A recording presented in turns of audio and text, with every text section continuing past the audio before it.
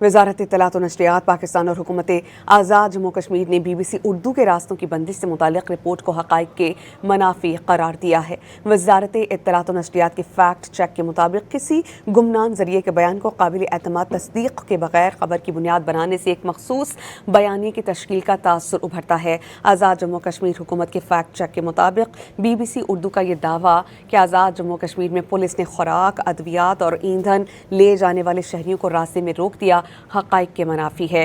BBC Urdu की report का उन्वान और इल्ज़ाम मुकम्मल तौर पर एक गुमनाम जरिए के बयान पर मबनी है। BBC उर्दू की रिपोर्ट में इस दावे का कोई वीडियो सबूत, आज़ाद गवाही या सरकारी बयान शामिल ही नहीं।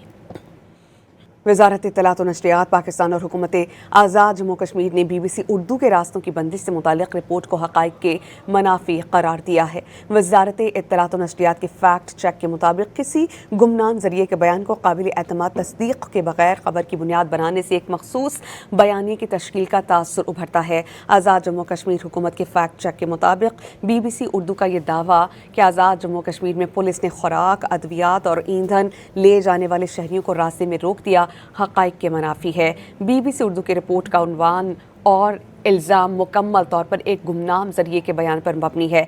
BBC उर्दू की रिपोर्ट में इस दावे का कोई वीडियो सबूत, आज़ाद गवाही या सरकारी बयान शामिल ही नहीं।